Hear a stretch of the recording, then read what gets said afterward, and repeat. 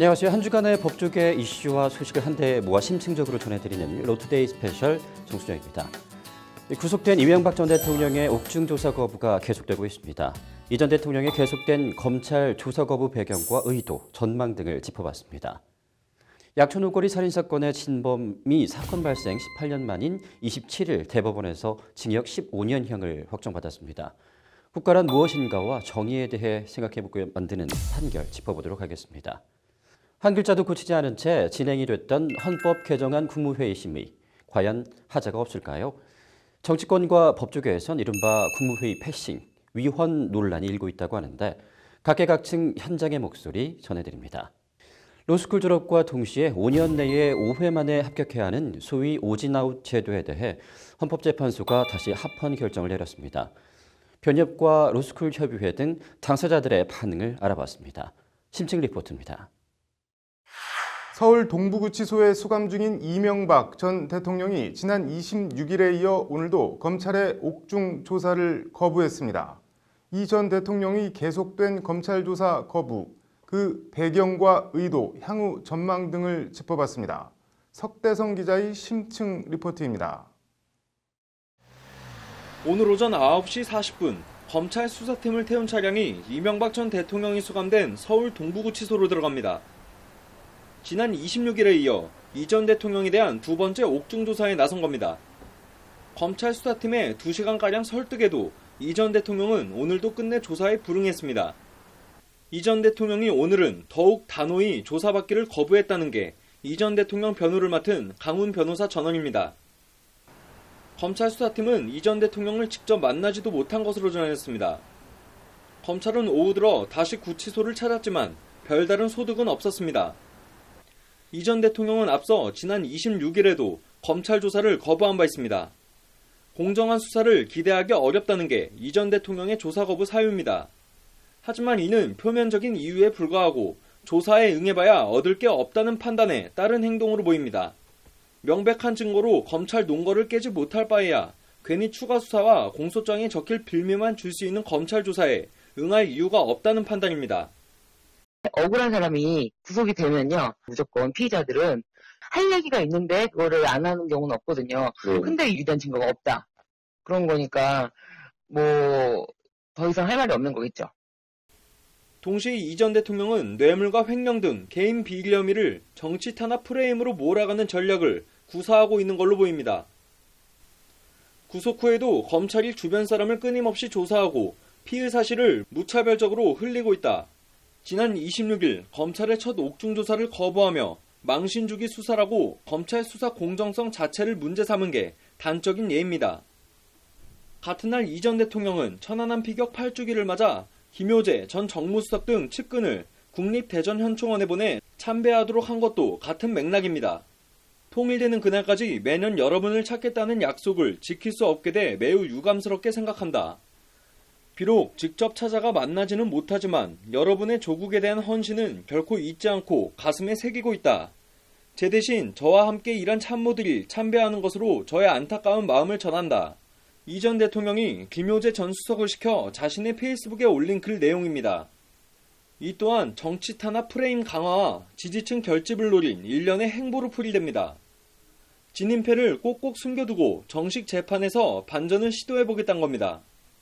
조사를 거부한다는 것은 사실상 묵비권을 행사하는 것이나 다름없는 거예요. 그 경우 재판에 넘겨지면은 법정에서 여죄에 대해서는 적극적으로 다투겠다라는 그런 나름대로의 소송 전략에서 검찰은 일단 이 전 대통령에 대한 직접 조사 시도는 계속한다는 방침입니다.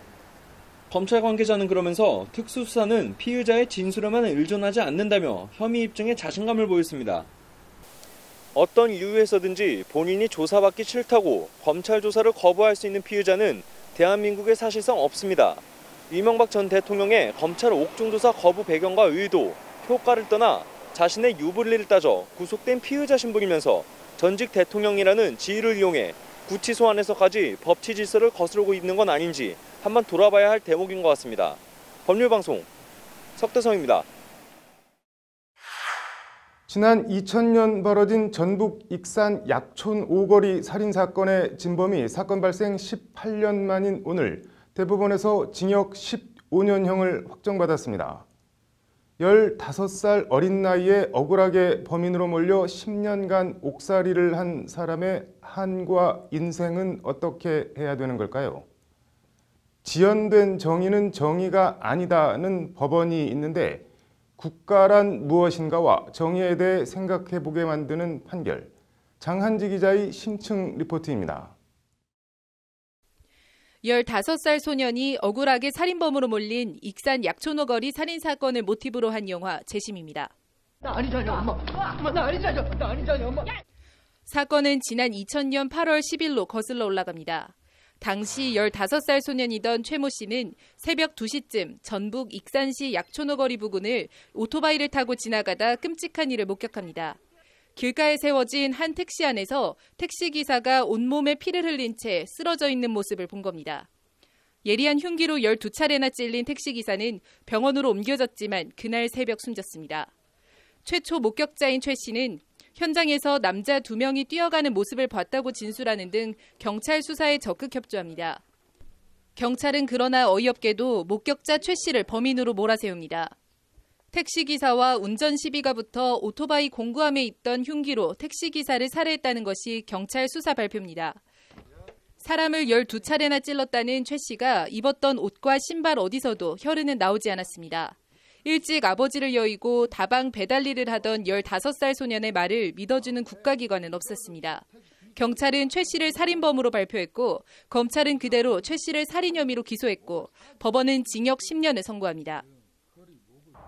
사건 발생 2년 8개월이 지난 시점에 경찰은 진범이 따로 있다는 첩보를 입수하고 당시 19살이던 김모 씨를 체포합니다. 김 씨는 경찰에 유흥비를 마련하려고 범행을 저질렀다고 자백합니다. 경찰은 당연히 진범 김 씨에 대해 구속영장을 신청합니다. 경찰의 구속영장 신청에 검찰은 발칵 뒤집힙니다. 김 씨에 대해 구속영장을 청구하면 엉뚱한 소년을 기소해 억울하게 옥살이를 시키고 있다는 것을 스스로 자백하는 것이 되기 때문입니다. 검찰은 결국 범인이 이미 검거돼 복역 중이라는 이유 등으로 김 씨에 대한 구속영장을 기각해버립니다. 10대 소년의 억울한 옥살이를 풀어주는 것보다 진범을 잡아 정의를 세우는 것보다 검찰 체면과 위신이 더 중요했던 겁니다. 그렇게 15살 소년이었던 최 씨는 만기 10년을 다 채우고 2010년 25살 청년이 돼서 출소했습니다. 세상과 담을 쌓고 두문불출하던 최 씨는 재심 전문 변호사 박준영 변호사의 설득에 2013년 3월 광주고법에 재심을 신청합니다. 법원은 2016년 11월 최 씨가 불법 체포와 감금 등 가혹행위를 당했다며 최 씨에 대해 무죄를 선고합니다. 검찰은 그제서야 진범 김 씨를 체포해 구속 기소합니다. 1, 2심은 김 씨의 기존 자백과 증인들의 진술이 일관되게 일치한다.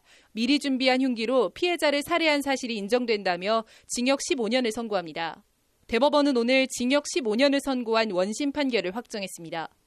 18년 만에 세워진 정의 또는 18년이나 지연된 정의. 최 씨 재심을 맡았던 박준영 변호사는 뒤늦게나마 진실이 밝혀지고 단죄가 이뤄져 다행이라며 15살 소년을 범인으로 만들고 진범을 풀어준 당사자들은 아직도 진심 어린 사과를 하지 않고 있다고 말했습니다. 진범을 붙잡아 신청한 경찰 구속영장을 기각한 검찰은 경찰에 대한 영장 청구권 부여 등에 대해 극력 반대하고 있습니다. 명분은 인권 보호입니다. 저희 검찰은 우리 국민의 인권을 철저히 보호하고 수사의 효율적인 형사사법 시스템을 모색하는 데 최선을 다하겠습니다.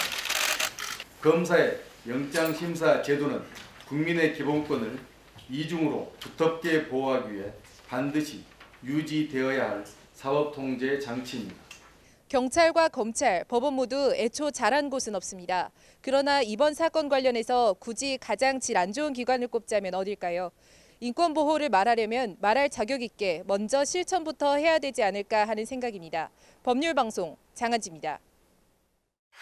헌법 전문에 부마 민주항쟁과 5.18 민주화운동 60항쟁을 명기하고 대통령 4년 연임제, 토지 공개념, 선거연령 18세 하향 등의 내용이 담긴 정부 개헌안이 오늘 발의됐습니다. 오늘 정부 개헌안 발의와 국회 제출, 대국민 공고를 두고 정치권과 법조계에선 이른바 국무회의 패싱, 위헌 논란이 일고 있다고 하는데요. 어떤 내용인지 장한지 기자가 각계각층 현장의 목소리를 전해드립니다. 이낙연 총리는 오늘 모친상 중에도 헌법 개정안 심의를 위한 국무회의를 예정대로 주재했습니다. 오전 10시 이 총리는 왜 지금 개헌인지, 왜 대통령 발의인지, 어떤 개헌안인지 등 3가지 사안에 대한 모두 발언을 5분가량 이어나갔습니다. 오전 10시 8분 개헌안은 국무회의 안건으로 상정됐고 김회숙 법제처장이 제안 설명을 했습니다. 이어 법무부 장관과 여성부 장관, 행안부 장관, 국토부 장관, 감사원장 등 국무위원들의 개헌안 관련 발언들이 이어졌습니다. 국무회의에 상정된 지 40분 뒤인 오전 10시 48분 개헌안은 그대로 의결됐습니다. 안건 상정된 문구에서 한 글자도 고쳐진 건 없었습니다. 문재인 대통령은 방문 중인 아랍에미리트에서 전자결제로 서명했고 개헌안은 오늘 오후 3시 대국민 공고 절차가 시작됐습니다. 자유한국당 등 야권은 최소한의 국무회의 심의조차 거치지 않은 위헌적인 개헌안 의결과 공고라며 강력 반발하고 있습니다.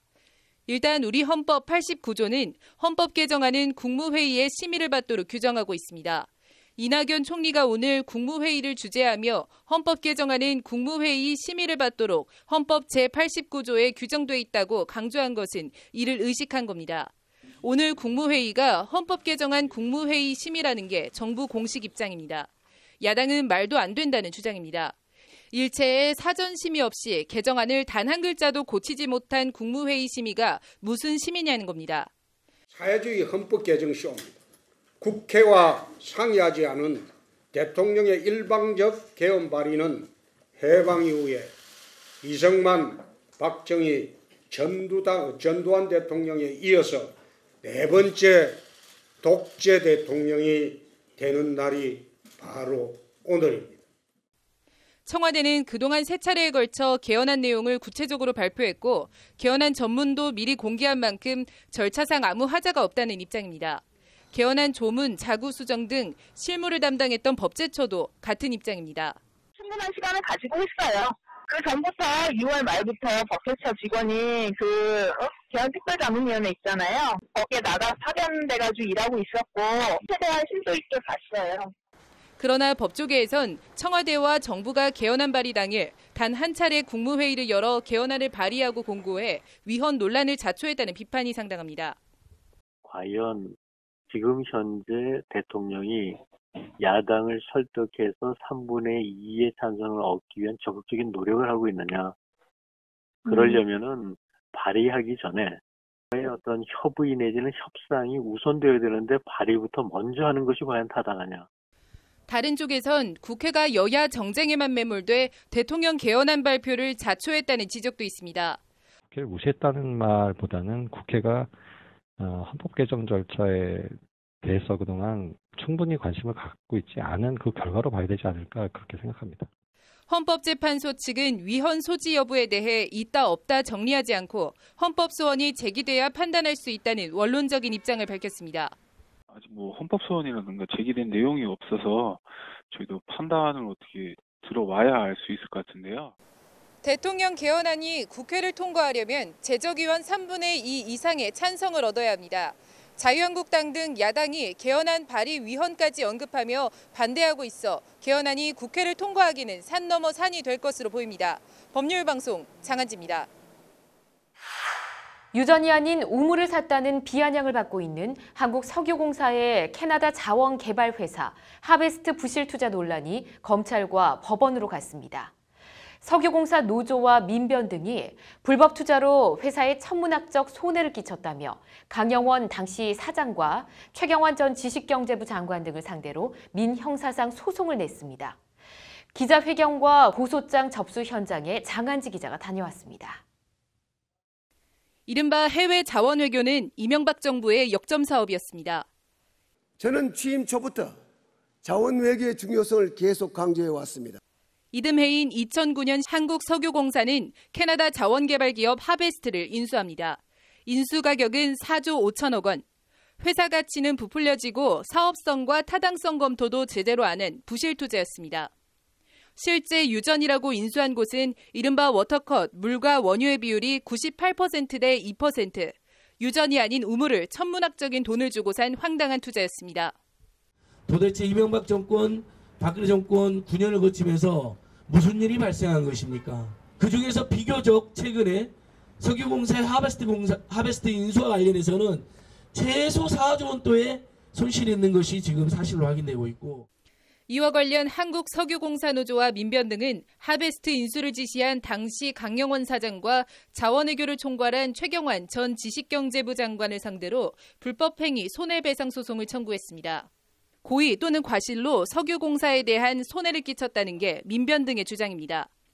실제 MB정권 출범 직전인 2007년 부채 비율이 64%에 견실했던 한국석유공사는 하베스트 인수를 기점으로 막대한 손실을 기록하며 부채 비율이 700%가 넘는 부실 공기업으로 전락했습니다. 지난 MB정권 때 말도 되지도 않는 하베스트 인수라는 제목을 불러일으켰습니다. 근데 과연 이 4조 5천억에 이르는 이 금액을 과연 공기업에서 그 스스로가 그런 계약을, 그런 결정을 할 수는 없습니다. 소송가액은 일단 5,513억 원, 소송에는 석유공사 직원 등 모두 780명이 참여했습니다. 민변 등은 또 하베스트 인수를 조장 또는 지시한 특가법상 배임 및 직권남용 혐의로 최경환 전 지식경제부 장관을 검찰에 형사고발했습니다. 강 전 사장이 최경환 전 장관의 지시로 하베스트 인수를 결정했다는 것이 민변 등의 주장입니다.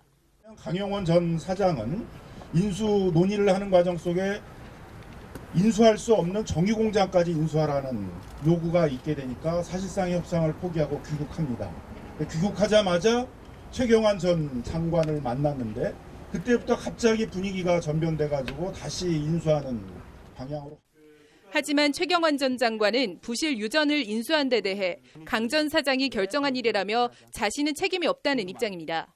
당연히 처음에는 이제 유전만 인수하려고 그랬는데 날 측에서 이 정유까지 같이 하지 않으면 안 팔겠다 그래서 사정 변경이 생겨서 강영원 사장이 이제 검토를 거쳐서 인수한 것인데, 이와 관련 민변 등은 최대 수십조 원에 이를 것으로 추정되는 막대한 금액이 허공에서 사라져버린 이명박 정부 시절 해외 자원 개발에 대한 전면적인 재조사가 필요하다고 강조했습니다. 따라서 우리는 박근혜 정부의 비호 아래 오랜 세월 흑막에 가려져 있던 하베스트 인수는 물론 이명박 정권 당시 일어난 자원외교 비리 문제 전반에 대하여 책임규명 활동을 더욱 강력하게 펼쳐나갈 계획이다. 사업당국의 적극적인 수사와 책임자 처벌을 촉구한다. 한국석유공사 노조와 민변 등은 이명박 전 대통령의 묵인 또는 비호가 없었다면 이 같은 황당하고 어이없는 투자는 이뤄질 수 없었을 것이라며 이 전 대통령에 대한 강력한 검찰 수사를 아울러 촉구했습니다. 법률방송 장한지입니다. 지난 28일 박근혜 전 대통령 국정농단 1심 선고 공판 방첩권 추첨이 진행됐습니다. 박 전 대통령 첫 공판 방청권 추첨이나 이재용 삼성전자 부회장 1심 선고 공판에 비하면 눈에 띄게 한산한 모습이었다고 하는데요. 현장 분위기를 지조해봤습니다. 로투데이 현장입니다. 오늘 서울 회생법원에선 박근혜 전 대통령 1심 선고 공판 방청권 추첨이 진행됐습니다. 박 전 대통령 첫 공판 방청권 추첨이나 이재용 삼성전자 부회장 1심 선고 공판에 비하면 눈에 띄게 한산한 모습이었다고 하는데요. 사람들이 박 전 대통령 재판에 피로감을 느끼는 걸까요? 아니면 뭔가 다른 이유가 있는 걸까요? 신세아 기자가 현장을 취재했습니다. 오늘 오전 서울 회생법원 박근혜 전 대통령 1심 선고 공판 방청권 추첨 현장입니다. 찾아온 사람이 별로 없어 줄을 설 필요 없이 바로 추첨장으로 들어갈 수 있습니다. 긴 줄이 늘어섰던 박 전 대통령 첫 재판 방청권 추첨이나 이재용 부회장 1심 선고 공판 추첨과 비교해보면 얼마나 한산해졌는지 차이가 확연합니다. 30명 추첨에 모두 99명의 시민이 법원을 찾아 경쟁률은 3.3대 1을 기록했습니다. 지난해 5월 있었던 박 전 대통령 첫 재판 추첨에 525명이 몰렸던 것과 비교하면 5분의 1도 채 안 됩니다. 이재용 부회장 1심 선고 공판 추첨 경쟁률 15.1대 1과 비교해봐도 역시 5분의 1 수준입니다. 일부 호기심에 추첨장을 찾아온 듯한 사람들도 간간히 눈에 띄었지만 대부분 박 전 대통령 지지자들입니다. 우병우 전 민정수석이 수감된 서울구치소에 극우 논객 변희재 씨가 쓴 책 손석희의 저주를 영체품으로 넣어준 현직 변호사도 오늘 추첨장을 찾았지만 인터뷰는 극구 사양했습니다. 되게 관심을 가지는 사건이고 역사책에 실릴 만큼 아주 큰 사건이기 때문에 직접 두 눈으로 보고 싶었습니다. 슬프고 억울합니다. 잘못이 있다면 합법적으로 옳고 그름을 따져야 되는 것이지 이렇게 인민재판식으로. 오늘 추첨장이 한산했던 건 박 전 대통령이 재판을 보이콧하고 있어 선고 공판에 가도 박 전 대통령 모습을 볼 수 없을 것으로 생각한 측면이 큰 것으로 보입니다. 관련해서 일부 지지자들은 방청권 추첨 공고를 너무 늦게 내서 사람들이 못 온 것 아니냐며 법원 직원에 항의하기도 했습니다. 일반 시민 방청권 분량이 첫 공판 68장에서 선고 공판은 30장으로 줄어든 저희가 뭐냐고 문제 삼는 지지자도 있었습니다. 줄였는데 사람도 오늘 별로 없었거든요. 이게 너무너무 불쾌합니다. 박 전 대통령에 대한 1심 선고 공판은 이재용 부회장과 같은 150석 규모 서울중앙지법 417호 대법정에서 열립니다. 법원 관계자는 취재진과 관계자들 규모, 안전 등을 고려해 이 부회장 1심 선고 때도 일반 방청객엔 30석만 할당했다며 다른 특별한 이유는 없다고 밝혔습니다. 대한민국 전직 대통령이 일반 시민들의 방청의 대상이 되어버린 씁쓸한 현실. 박근혜 전 대통령에 대한 1심 선고 공판은 다음 달 6일 열립니다. 법률방송 신세아입니다. 그동안 꽁꽁 베일에 쌓여있던 세월호 7시간 의혹이 검찰 수사 결과 밝혀졌습니다. 세월호 특조위 업무 방해 혐의로 이병기 전 청와대 비서실장과 조윤선 전 정무수석 등은 추가 기소되었습니다. 이슈플러스입니다. 네, 이슈플러스 세월호 참사 수사 결과 얘기해 보겠습니다. 장한지 기자 나와 있습니다. 장 기자, 어제 검찰이 박근혜 전 대통령의 세월호 참사 잃어버린 7시간에 대한 수사 결과를 발표했죠. 이 내용부터 좀 짚고 갈까요?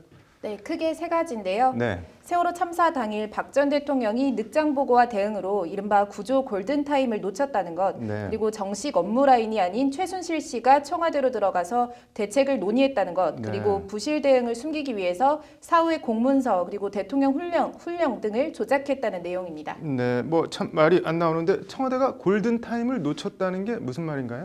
네, 청와대가 원래 밝힌 박 전 대통령에 대한 최초 서면 보고 시간은요. 네. 오전 10시입니다. 네. 그리고 박 전 대통령이 국가안보실에 최초 지시를 내린 시간은 10시 15분이었는데요. 네. 이것이 거짓이라는 겁니다. 네. 일단 배가 180도 뒤집힌 이른바 구조 골든타임은 10시 17분입니다. 네. 하지만 박 전 대통령이 첫 보고를 받은 시각은 오전 10시 20분, 그리고 첫 지시는 10시 22분이었다는 게 검찰 수사 결과입니다. 네. 한마디로 박 전 대통령이 골든타임을 넘겨서 보고를 받고 지시를 한 사실을 숨기기 위해서 보고 시간 등을 조작했다는 것이 검찰 수사 결론입니다. 네, 뭐 어린 학생 수백 명이 차가운 바다에 수장이 됐는데 면피나 하려고 참 말이 안 나오는데 최순실 씨와 대책을 논의했다는 건 또 무슨 말인가요? 네, 세월호 참사 당일 네. 이제 오후 2시 15분쯤 최순실 씨가 청와대로 들어갔다고 하는데요. 네. 박 전 대통령은 관저에서 이른바 문고리 3인방인 이재만, 정호성, 안봉근 전 비서관과 그리고 네. 최순실 씨와 세월호 참사 대책을 논의했다고 합니다. 뭐 집무실이 아닌 관저에서 뭐 김장수 국가안보실장 뭐 이런 공식 라인이 아닌 최순실 씨랑 대책을 논의했다는 건가요? 네, 그렇다는 게 검찰 수사 결과입니다. 네. 이 시각까지 박 전 대통령은 집무실에 나오지 않고 관저에서 머물렀고요. 네. 사태 수습을 위한 첫 공식 행보라고 할 수 있는 중앙재난안전대책본부 방문도 최순실 씨의 제안에 따라서 이루어졌다는 게 이제 검찰 설명입니다. 네. 중대본 방문 전에 미용사를 불러서 예의 그 올림머리를 하고 중대본으로 이동했습니다. 네, 뭐 정말 할 말이 없는데 검찰이 김기춘 전 실장 등을 재판에 넘겼죠?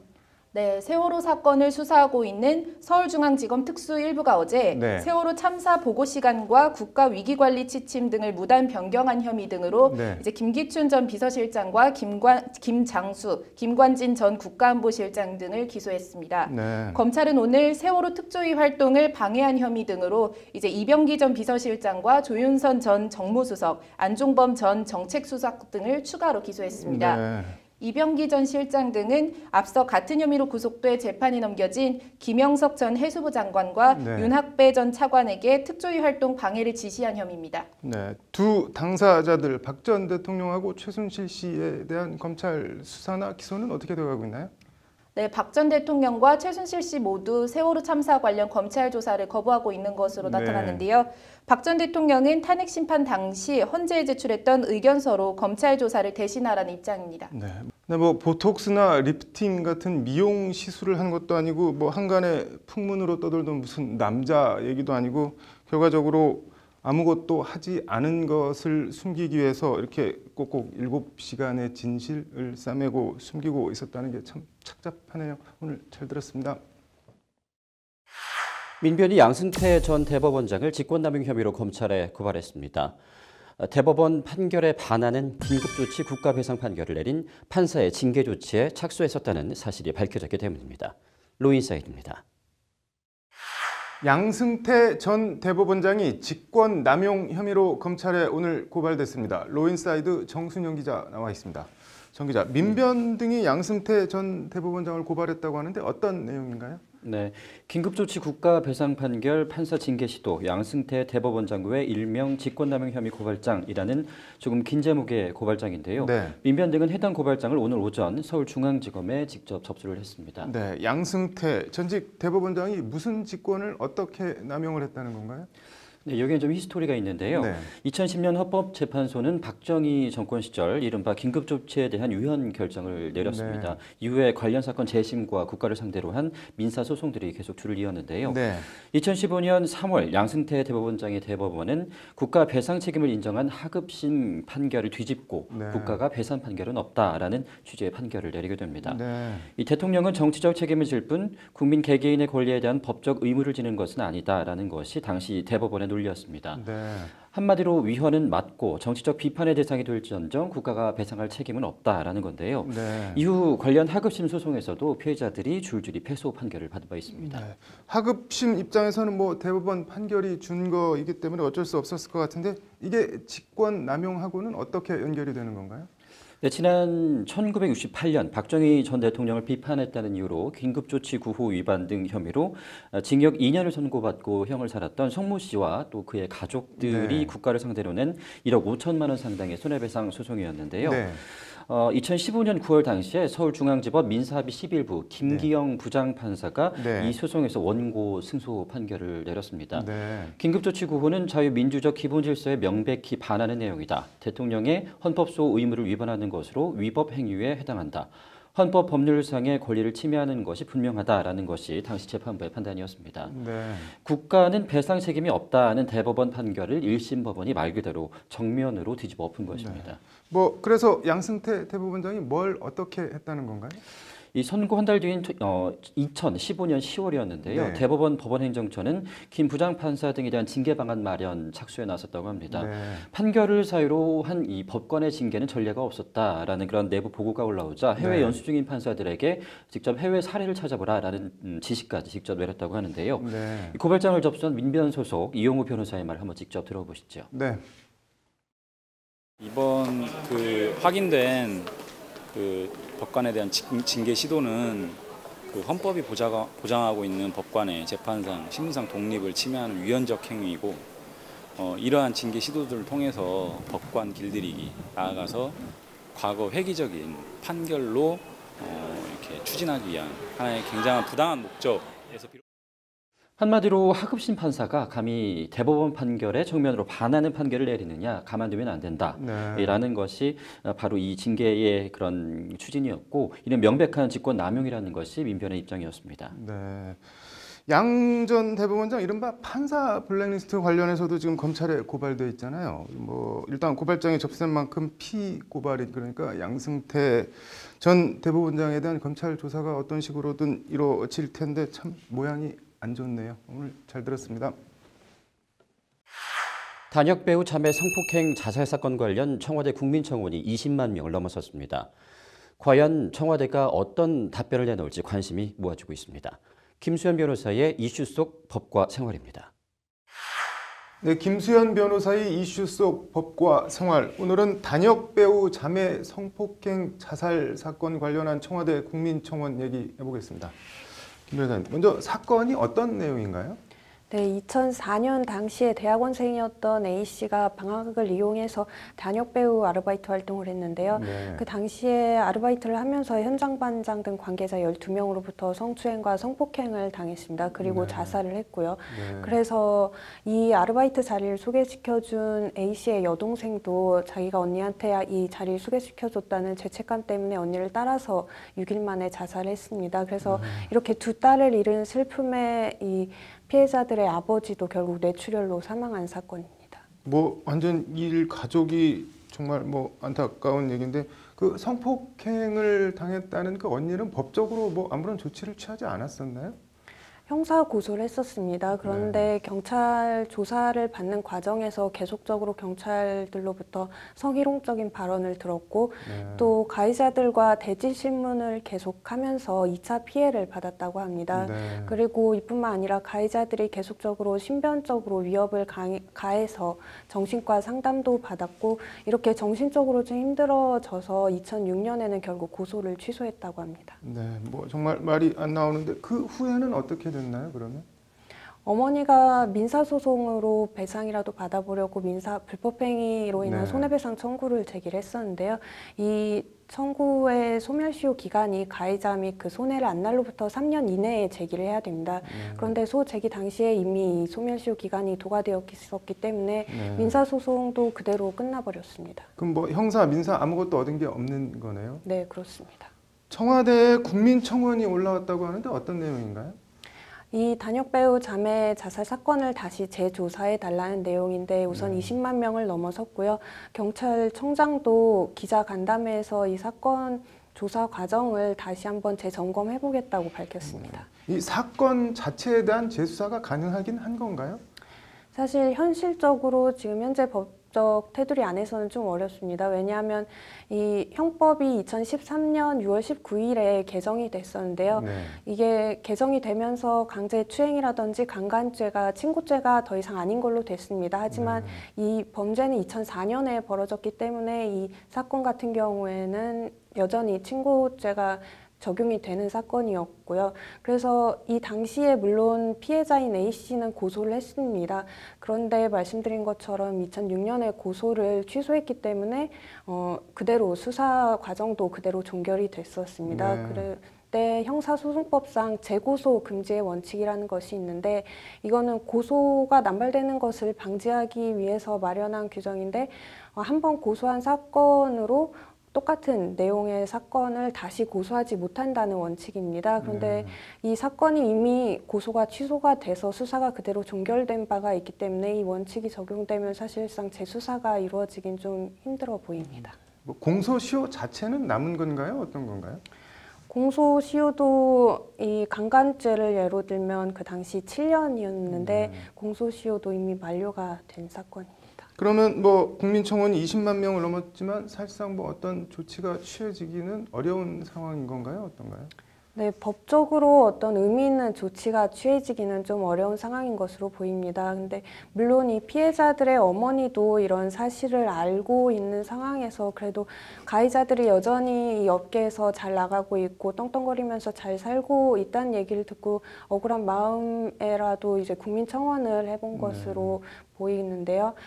이 사건을 계기로 어떤 2차 그리고 또 3차 피해가 일어나지 않도록 예방하는 것만으로도 좀 의미가 있을 것으로 보입니다. 뭐 어떤 식으로든 억울함이 좀 풀리는 쪽으로 일이 진행이 됐으면 좋겠네요. 오늘 잘 들었습니다. 물 98%에 석유 2%. 알고 보니 이명박 정부가 4조 5천억 원을 주고 유전이 아닌 우물을 산 셈이었습니다. 급물살을 타고 있는 자원외교 수사 쟁점들을 정리해봤습니다. 남승한 변호사의 시사법률입니다.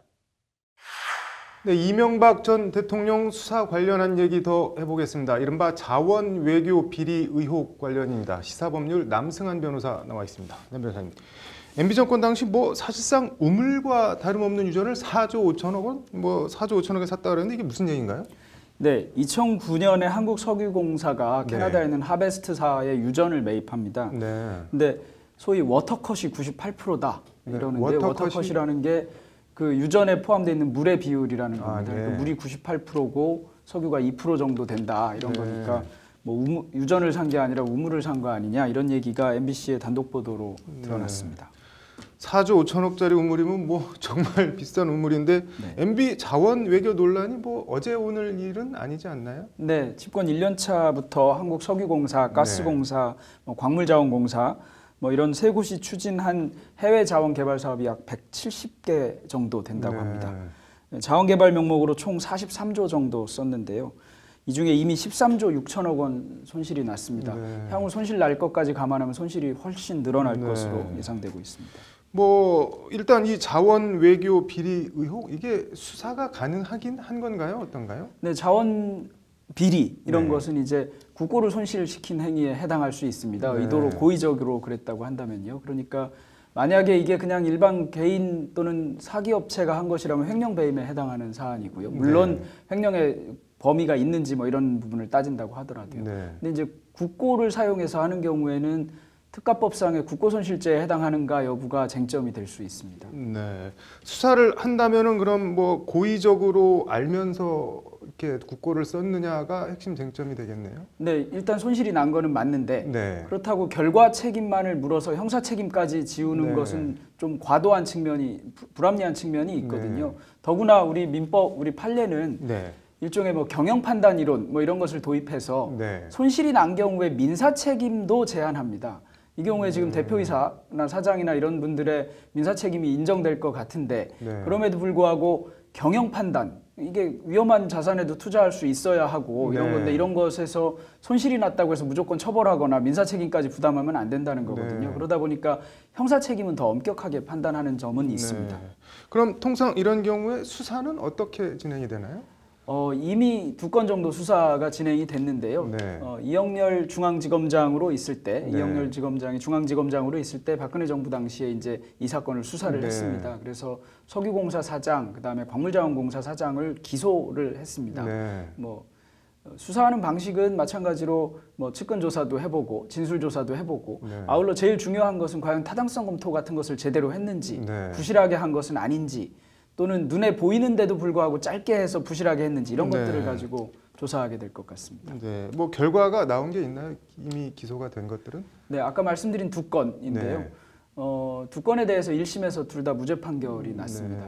항소심에서도 무죄 판결이 났는데 당시 박근혜 정부 당시에 중앙지검장이 아주 강력히 불만을 표시할 정도로 이제 뭐 이의를 제기하고 이렇게 했었는데요. 현재 일단 2건 다 무죄 판결이 나 있는 상태입니다.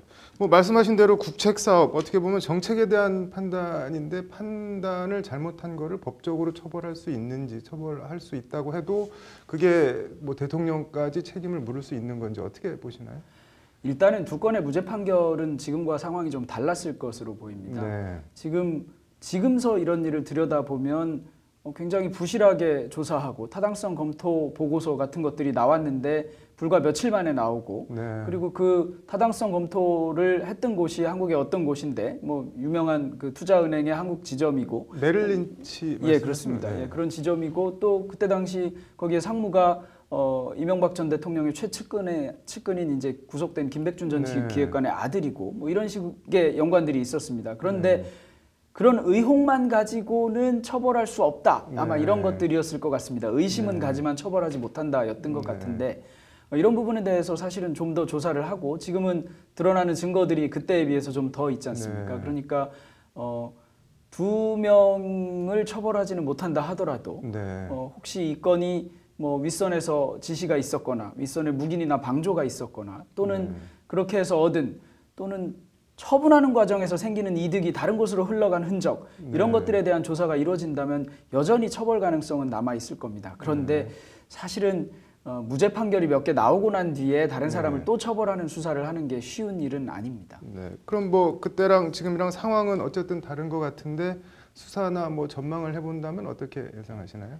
수사를 한다면 그때보다는 이제 증거가 좀 더 있으니까 더 파고들 수 있고요. 증거는 사실은 일단 증거가 조금 확보되면 그것에 기해서 더 물어볼 여지가 생기고 더 추궁할 여지가 생기면 답변하기가 어려워지고 이런 과정에서 다시 진술이 나오고 이런 절차를 거치게 됩니다. 그런데 특별한 물증에 해당하는 증거를 못 가지고 있는 상태에서 진술에만 의존하는 경우에는 무죄 판결이 나오는 경우가 종종 네. 있는 것이고요. 지금은 이제 물증이 좀 더 드러나고 있는 점으로 보이고 그렇다면 혹시 진술도 좀 변경될 수 있지 않을까 이런 기대를 해보고 있습니다.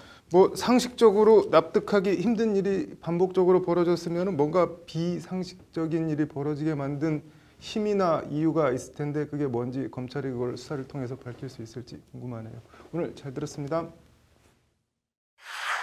안희정 전 충남지사의 구속영장이 기각됐습니다. 제출된 증거자료로 비춰볼 때 도주나 증거인멸의 우려가 없다는 이유인데요. 우리나라의 영장제도 어떻게 진행이 되는지 한번 찾아봤습니다. 유정은 변호사의 뉴스와 법입니다. 지난 28일 성폭력 혐의를 받고 있는 안희정 전 지사에 대한 구속영장이 기각됐습니다. 어떤 이유에서 기각된 것일까요? 유정은 변호사의 뉴스와 법에서 오늘 구속영장의 법적 쟁점에 대해서 알아보겠습니다. 어서 오십시오. 안녕하세요. 네, 구속영장이 기각됐습니다. 어떤 절차를 거쳐 이뤄진 것인가요? 예, 인신 구속은 당사자에게 치명적인 고통을 줄 수 있기 때문에 법관이 발부한 영장이 필요합니다. 네. 법관은 영장 발부에 앞서 당사자의 의견을 듣고 여러 사정들을 고려해서 구속 여부를 결정하게 됩니다. 이런 절차를 영장 실질 심사라고 하고 네. 안전지사의 경우에도 이런 법관의 신문을 거쳐 구속 여부가 결정된 것입니다. 영장 실질 심사에서 법관은 어떤 기준으로 이 구속 여부를 가늠하게 됩니까? 예, 법관은 인권 침해 요소가 있었는지 그리고 구속을 하지 않더라도 형사 절차를 잘 진행할 수 있는지 이런 여부들을 살피게 됩니다. 형사소송법 제70조에서는 구체적으로 죄를 범하였다고 볼 만한 상당한 이유가 있는지 그리고 증거인멸 그리고 주거부정 그리고 도주의 우려가 있는지를 판단 기준으로 보고 있습니다. 그렇군요. 법원은 어떤 사유로 이 구속영장을 기각한 것일까요? 예, 영장 전담 판사는 현재까지 수집된 증거와 그리고 수사에 임하는 태도 등 재반 사정을 고려해 볼 때 안전지사가 증거를 인멸하거나 도주할 우려는 없다고 판단을 했습니다. 안전지사가 수사를 성실히 받아왔기 때문에 앞으로도 그럴 것이 예상되고 그런 이유로 구속하지 않겠다는 것입니다. 일반인들이 봤을 때는 이 안전지사가 죄를 지었는데도 구속되지 않는다 이렇게 볼 수도 있을 것 같은데 법원 결정이 불합리한 것은 아닙니까? 예, 안전지사가 그 성관계에 있어서 강제성은 없었다고 주장을 하고 있고 그리고 재판으로 유죄가 확정되기 전까지는 무죄로 보는 무죄 추정의 원칙상 영장 기각 결정 자체가 불합리하다고 보여지지는 않습니다. 그래서 영장 전담 판사는 현재까지 상태로 봤을 때 구속하는 것이 피해자의 방어권을 지나치게 제약하는 것이 아니냐라는 그런 설명을 덧붙였고요. 이런 이유 때문에 영장 전담 판사도 영장 발부를 하기는 것은 조금 부담스러워했던 것으로 보입니다. 이 영장 기각에 대해서 검찰이 어떤 입장인지도 좀 궁금하고요. 앞으로 사건이 좀 어떻게 해결될 것 같습니까? 예, 검찰은 법원의 영장 기각 사유를 검토한 뒤에 영장을 청구할 것을 다시 한번 검토하겠다. 그리고 두 번째 고소인의 고소 내용을 수사하는 데 주력하겠다고 밝혔습니다. 결국 범죄 혐의 입증에 주력하겠다는 것인데요. 범죄 혐의가 충분히 입증되면 다시 한번 영장을 청구할 것으로 보입니다. 그렇군요. 이렇게 안전지사처럼 불구속 수사를 받는 경우가 많습니까? 예, 2016년 기준으로 진행 사건 약 25만 건 중에 4만 건에 대해서 구속영장이 청구됐는데요. 그중 80%인 3만 2천 건의 영장이 발부되었습니다. 참고로 영장 기각률은 20% 정도 됩니다. 네, 검찰이 사건의 진상을 밝혀서 안전지사를 구속시킬 수 있을지 좀 더 지켜봐야 할 것 같습니다. 아무쪼록 국민 모두가 납득할 수 있는 수사와 재판이 이뤄지길 바라고 있겠습니다. 오늘 잘 들었습니다. 문무일 검찰총장이 기자간담회를 갖고 검경 수사권 조정 등 현안 관련한 발언들을 쏟아냈습니다. 경찰의 기우는 검경 수사권 조정 논의에 판을 흔드는 승부수를 던졌다는 평가입니다. 앵커 브리핑입니다. 문무일 검찰총장이 오늘 기자간담회를 갖고 검경 수사권 조정 등 현안 관련한 발언들을 쏟아냈습니다. 간담회, 간절할 간자에 말씀 담자를 씁니다. 직역하면 간절한 말을 하는 자리라는 뜻입니다. 문무일 총장, 뭐가 그렇게 간절하게 할 말이 있었던 걸까요? 문 총장은 오늘 이 자리에서는 바람직한 우리나라의 형사사법체계에 대한 제 생각을 다시 한번 말씀드리겠다는 말로 말문을 열었습니다. 문 총장은 먼저 고위공직자 비리 수사처 공수처 설치에 대해 반대하지 않는다며 국회에서 바람직한 공수처 도입 방안을 마련해 주신다면 이를 국민의 뜻으로 알고 겸허히 수용하겠다고 말했습니다. 검경 수사권 조정에 대해서도 열린 마음으로 임하겠다며 지금의 수직적 지휘관계를 수평적인 사법 통제 모델로 바꿀 것이다. 검찰부터 변화해 나가겠다. 그간 직접 수사를 폭넓게 수행하면서 경찰 수사에 대한 사법 통제와 국민의 인권 보호 기능에 상대적으로 소홀히 했던 점을 반성한다. 향후 검찰은 직접 수사 기능과 인력을 국민이 공감하는 필요 최소한으로 줄이는 방안을 적극 추진할 것이라고 말했습니다. 문무일 총장의 앞선 모두 발언만 놓고 보면 수사와 기소 분리, 수직적 상하 관계가 아닌 수평적 견제와 균형이라는 검경 수사권 조정 관련 경찰 입장을 모두 수용한 것처럼 보입니다. 그러나 본심은 뒤에 나온다고 문 총장의 진위는 사실 뒤에 이어진 발언들에 있습니다.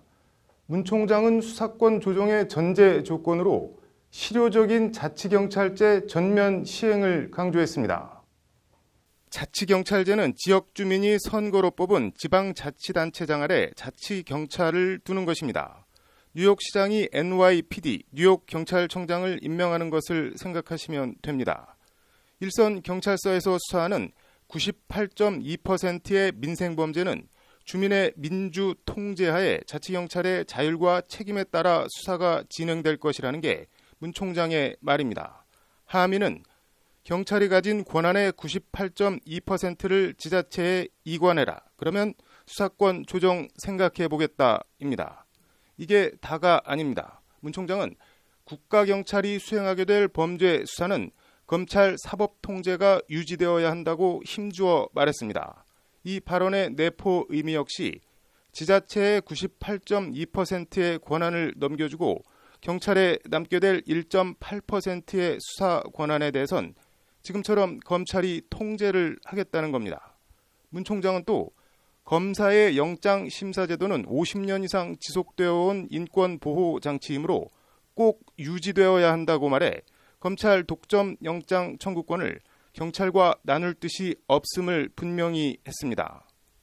모든 것을 다 수용한 것처럼 보이지만 실상은 상대가 수용하기 어려운 조건들을 전제로 내걸어 하나도 내주지 못하겠다는 게 문 총장의 오늘 발언 행간에 담긴 의미 아닌가 합니다. 이어진 기자들과의 질의응답에서 문 총장의 이런 본심은 좀 더 직접적으로 나타납니다. 문 총장은 일련의 검경 수사권 조정 논의와 관련해 논의한다는 얘기를 들었고 궁금해서 물어본 적도 있지만 구체적 경과를 자세히 알지 못한다고 말했습니다. 검경 수사권 조정의 당사자이면서 논의에서 소외되고 있는 이른바 검찰 패싱 논란을 사실상 인정하며 이에 대한 불만을 직접적으로 드러낸 것입니다. 문 총장은 그러면서 수사권 조정 논의 방식이 공개되지 않는 방식으로 관계기관과 협의를 하지 않는 게 바람직한지 생각해보고 있다고도 말했습니다. 해석하기 따라서 논의 절차 정당성 자체를 문제 삼으면서 추후 결정에 불복할 수도 있다는 자락을 깔아놓은 겁니다. 현재 검경 수사권 조정 논의는 조국 청와대 민정수석 주도로 박상기 법무부 장관과 김부겸 행정안전부 장관, 한인섭 법무검찰개혁위원회 위원장, 박재승 경찰개혁위원회 위원장이 협의 테이블에서 안을 다듬고 있는 것으로 알려졌습니다. 모양 빠지게 검찰 패싱 논란을 자인하면서까지 메시지를 던진 문 총장의 오늘 발언에 조국 수석과 박상기, 김부겸 장관이 어떤 반응을 보일지, 어떻게 대응할지 흥미진진합니다. 앵커 브리핑이었습니다. 법률방송 연중기획 법률용어 이제는 바꾸자. 지득하다, 사위. 어떤 뜻인지 아시겠습니까?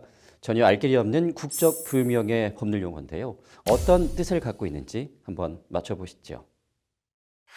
법률방송 연중기획 법률용어 이제는 바꾸자. 오늘은 뭔지 알 것도 같지만 저 개인적으로는 한 번도 들어본 적도 써본 적도 없는 말, 지득하다입니다. 지독하다가 아니라 지득하다인데 무슨 뜻일까요?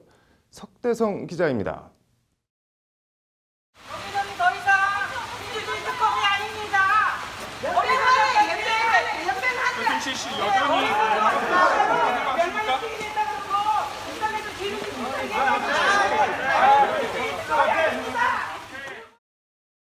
대통령을 등에 업고 민주 질서를 유린하며 나라를 좌지우지한 희대의 최순실 국정농단 사태. 지난해 1월 특검팀에 소환된 최순실 씨가 악을 쓰며 외친 말은 역설적이게도 민주주의는 죽었다였습니다. 끝내 잘못을 인정하지 않은 최순실 씨에게 1심 법원은 징역 20년의 중형을 선고했고 항소심은 다음 달 4일부터 시작될 예정입니다. 국정농단 사태를 단죄하기 위해 만들어진 최순실 특검법. 원래는 박근혜 정부의 최순실 등 민간인에 의한 국정농단 의혹 사건 규명을 위한 특별검사의 임명 등에 관한 법률이라는 긴 이름의 법률입니다. 이 법 제8조 특별검사 등의 의무에 관한 조항입니다. 제8조 3항은 이렇게 되어 있습니다. 제6조 제4항에 따라 파견된 공무원은 파견되어 직무를 수행하는 가운데 지득한 정보를 소속기관에 보고하여서는 아니 된다. 벌칙에 관한 같은 법 21조 3항엔 직무 수행 중 지득한 정보를 소속기관에 보고한 때에는 3년 이하의 징역, 5년 이하의 자격정지 또는 3천만 원 이하의 벌금에 처한다고 되어 있습니다. 지득하다. 전체 문맥을 보면 무슨 뜻인지 어렴풋이 짐작은 되지만 지득하다라는 단어 자체만 놓고 보면 과연 무슨 뜻인지 아는 사람이 있을까요? 시민들에게 물어봤습니다. 무슨 뜻 같으십니까? 지독하다 그런가? 지독하다. 네, 비슷한 것 같은데. 아득하다? 들어보지는 못했는데 좀 이렇게 진득하다? 진득하다랑 비슷할 것 같은데. 당연히 태어나 한 번도 들어본 적 없고 써본 적도 없다는 시민이 대다수입니다. 이 지득하다 이거 태어나서 들어보거나 혹시 써본 적 있으십니까? 아니요, 한 번도 써본 적도 없는데 들어본 적도 없어요. 지득하다. 한자로 쓰면 알 지자에 얻을 득자를 씁니다. 알아서 얻다, 즉 알게 되다라는 뜻입니다. 한자로 풀어보면 뜻이 이해가 안 가는 것은 아니지만 이는 전형적인 일본식 한자어입니다. 일본말로는 시리에루라고 하는데 시리에루라는 일본어에서 한자 표기, 지, 득을 우리말 한자음으로 따온 국적불명의 표현입니다. 심지어 한자가 처음 만들어진 한자 종주국, 중국에서도 전혀 없는 한자 조합입니다. 중국에서는 이렇게 쓰시나요? 아니요, 이렇게는 안 쓰는 것 같아요. 그럼 중국에서는 알게 되다를 뭐라고 쓰는 거죠? 그냥 한국어로는 알다, 그냥 쯔다, 알았다는 뜻으로. 네. 특검법 제8조 3항 지득한 정보를 소속기관에 보고하면 아니 된다는 알게 된 정보를 소속기관에 보고하면 안 된다는 뜻입니다. 지득한 정보, 알게 된 정보, 어느 쪽이 더 쉽고 명확한지는 분명합니다. 그런데도 일본식 한자어에서 유래한 이 국적불명의 지득이라는 단어는 우리 형법과 통신비밀보호법, 국가보안법은 물론 수많은 지방자치단체의 조례 등 곳곳에서 여전히 쓰이고 있습니다. 지득하다. 일상에서 쓰지도 않고 단순히 어려운 한자도 아닌 일본어 표현에서 유래한 국적불명의 한자조어. 이걸 계속 써야 할 이유가 있을까요? 헌법도 쉬운 우리말로 바꾸겠다는 정부가 국회 제적의원 3분의 2 이상 동의와 국민투표가 필요한 사항도 아닌데 이런 말을 계속 우리 법안에 두고 쓰는 이유. 몰라서인지 알지만 무슨 이유에서든 손을 안 대는 건지 궁금합니다. 법률방송 석대성입니다. 법률방송 연중기획 법률용어 이제는 바꾸자. 오늘은 사위라는 단어입니다. 사위하면 보통 딸의 남편, 왠지 씨암탉이라도 한 마리 잡아야 할 것 같은 정겨운 느낌의 단어인데요. 우리 법전에선 전혀 다른 뜻으로 쓰이고 있다고 합니다. 신세아 기자의 리포트 보시겠습니다. 최근 군입대를 앞두고 몸무게를 116kg까지 고의로 불려 4급 현역 면제 판정을 받은 21살 A씨에 대해 법원이 징역 6개월에 집행유예 1년을 선고했습니다. 이 청년은 집행유예 기간이 끝나면 재검을 거쳐 다시 군대로 가야 합니다. A씨 같은 병역 꼼수를 부리는 청년들을 잡아내기 위한 병역 판정 신체검사 등 검사 규칙이라는 게 있습니다. 이 규칙 제16조 사위 행위자의 처리에 관한 조항입니다. 수검자 중 고의로 신체를 훼손하거나 질병을 조작하거나 기타의 사위 행위를 하였다고 인정되는 자를 발견한 때에는 이라는 문구가 나옵니다. 사위 행위, 사위, 무슨 뜻일까요? 시민들에게 물어봤습니다. 전혀 모르거나 익히 아는 그 사위를 떠올리거나 둘 중 하나입니다. 네, 어떤 뜻 같으세요? 그냥 딱 보고 느끼기에. 잘 모르겠어요. 진짜 잘 모르겠어요. 저희 딸의 남편? 사위 행동이라고 행동을 붙여서 물어봐도 반응은 대동소이합니다. 진짜 감이 안 잡히는데 모르겠어요. 사위가 하는 행동? 사위 행동이요? 그런 식으로 계속 나가면 딸의 남편이 얼마나 잘하느냐? 사위, 장모님. 사위라는 단어는 한자어로 속일사에 거짓 위자를 씁니다. 즉 사위 행동은 사위가 하는 행동이 아니라 속여서 거짓으로 하는 행동을 말합니다. 시민들에게 사위의 뜻을 일러줘도 이해가 가지 않는다는 듯 고개를 갸우뚱합니다. 거짓이라는 단어랑 이게 연결이 되세요? 거짓. 모르겠어. 갑자기 얘기를 하니까. 연관이 안 되는 거 아닌가요? 좀 생각했던 거랑 많이 틀린 것 같은데. 사위, 혹시 정부 관계자들이 이런 어렵고 헷갈리는 한자가 법령에 있다는 걸 몰라서 그대로 내버려두고 있는 걸까요? 그렇지 않습니다. 2017년 3월 개정 전 유료도로법 제20조입니다. 당의 유료도로를 통행한 자가 사위, 그 밖에 부정한 방법으로 통행료의 납부를 면탈하거나 라는 조항이 있습니다. 이 사위라는 단어가 지난해 3월 수정되면서 거짓이나로 바뀌었습니다. 사위라는 단어가 우리 법전에 있다는 것도 문제가 있다는 것도 알고 있다는 얘기입니다.